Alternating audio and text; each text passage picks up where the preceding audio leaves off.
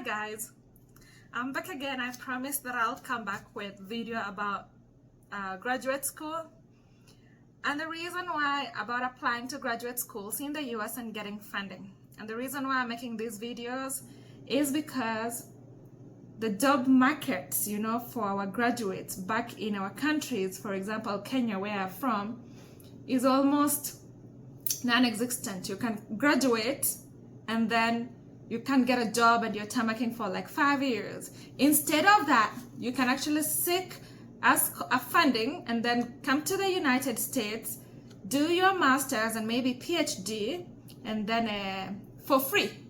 You even get paid to do it. That means you get paid for money which you will be using to live and for the money that you'll be using for food and for everything, okay? So let's go through the steps of what you need, because I thought about making like an example of how to apply to school, but I think it's very important first to understand what you need before you can even apply, go online and apply for the school or for the program you want to join in any of the schools in the US or universities in the US. So number one, for the things that you're gonna need is English as a second language test. Most of the universities will require you to take English as a second language test. So you'll have to check for the schools that you're interested in. There are many universities in the US, and some of them, their specific requirements are different. So this is what you're going to do. You're going to go online and see if they require you to take English as a second language test. For example, Kenya, I think you can get away with not having, if you have English, if your country is listed in their list as, okay, you don't require, because usually they list the countries where they require the test or the English as a second language test from. And so you double check. If you need it, then you're going to have to study for that test and then take it. So an example of English as a second language test will be TOEFL, which many colleges in the US and Canada accept, or IELTS. Many universities in the US and Canada and even Australia accept, even UK accept IELTS. So you really choose between which one you want to actually take. Do you take TOEFL and then take chances of just looking for schools in the US and Canada, or do you take IELTS and broaden your capability of using that test? You can use that test to apply to schools in the US or use the same test to apply to school in Australia.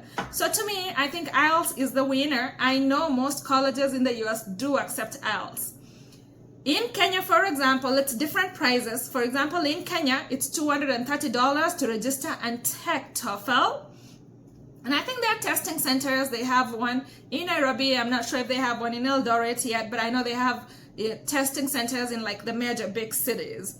It's $230, and I checked for other countries. For example, Korea is $220, so it might be different pricing for your country. So you want to double check that before you sign up and pay the money.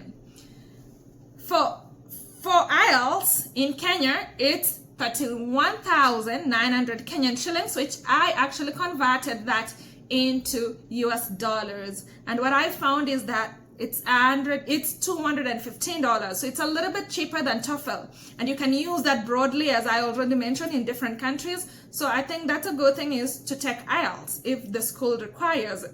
You can also email the graduate school admissions and ask them, can I take IELTS in place of TOEFL? And then they'll get back to you. So the second thing is the graduate record examination. So in the US, there is an exam before you join graduate school. It's like, an aptitude test, just to test how you're good in writing, how you're good in mathematics, and then how you're good in vocabulary. So this graduate record examination is for everybody. Even if you're like a US citizen and you want to go to graduate school, if that graduate school requires it, then you take the test. I actually took the test back before I joined my master's PhD program. I took the test. It's not too hard of a test. It's almost like TOEFL, only that this time around you're gonna have to add the writing part, I think, which is not in the TOEFL. and also the analytical writing part and the mathematics part of it. But it's not too hard of a test. You can study for it for a month, 2 months, or 3 months when you're comfortable. There are so many resources online for practicing and for practicing for these examinations. So it's easier for you when you go take these exams to understand what is required of you or what's expected of you, what questions you can expect to come in that GRE. So one thing is that many schools have started dropping the requirement of GRE. So you can go online and search different schools that do not require GRE to get into graduate school anymore, and then you can just go and then you can apply to those schools without doing the GREs, if that makes sense. For example, Boston University does not require GRE anymore to get into graduate school. So that will be a good option for people who do not want to take GRE. However, usually GRE puts you in a spot whereby you can apply many schools, many different schools, and then see whatever, you get in or a professor accepts you, then you're like, okay, then you have a variety to choose from technically. If you do not take GRE, you have a small pool of schools you can choose to apply, which might be tricky sometimes because if you do not get admissions, you will get admissions, and I'll talk about this later, but you might not get the funding required to fund your graduate studies. So number 3 is the graduate statement of purpose. So this is just writing about yourself and your career goals and what you see maybe yourself in future or what you want to accomplish. And this is usually the statement of purpose is like, what do you really want to gain from this program, right? From a program that you're applying to. And statement of purpose is not too big of a deal. I know usually if you find a professor that is willing already to take you, as a student in their lab or in their lab or an administrative, whatever it is, because I know not all people work in the lab. I know I'm so used to working in the lab that I think everybody is working in the lab. No, you can be doing research outside lab technically, So if you find a professor that can take you for that, well and good. But usually the graduate statement of purpose is for admission purposes. It's for admission committee to go through it and see, okay, this is a student we want to admit to our school because they have these goals and looks like they're a bright student. Number 4, letters of recommendation. You're gonna have to get letters of recommendation. So if you hated your lecturers, your teachers in high school, your lecturers, whoever it is, then it's gonna be harder for you because you have to go back to them and tell them, hey, look, I'm applying for this program, can you write me a letter of recommendation? And I remember back in high school I actually got letters of recommendation for submitting to colleges here in the US before I came here for my bachelor's degree, and they were handwritten. Just had to scan them and then send them in.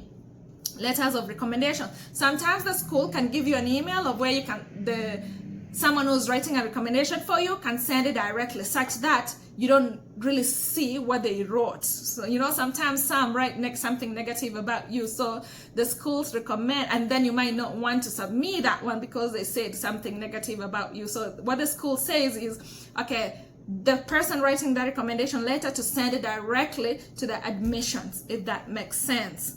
Number 5 is an academic CV and resume. And this comes up, I'm not sure if you're supposed to upload a CV to actually as part of the application, but this will be very important if you're emailing a certain professor wanting to be part of their lab or part of their team, whichever field they are in. So you're gonna be emailing the professor that you want to be in their lab or the part of their team, and you have to tell them, look, I'm interested in what you're working on and I want to work this and this and this, and here's my CV. And here are my GRE scores. And I'll go deeper into this later on how actually to find these professors, find their emails, find what they're working on, and then those are the 5 things to really do. I'll go ahead and explain in details how to find a program, how to find a school, a program, a professor, where you can actually find funding technically for graduate school, because here in the US it's not as straightforward how you can apply for scholarships. but you can get funding through a professor who you're working for, or you are in their lab as a graduate student. With that, I would like to end this video here. You're welcome to keep tuned. Please subscribe. I'll be doing some money giveaway to 2 or 3 people if I get to 500 subscribers. I think I'm in around 100 subscribers, maybe less, maybe only 8 subscribers, maybe I'm lying. So please subscribe to my channel and share and stay tuned for more. Thank you, and bye.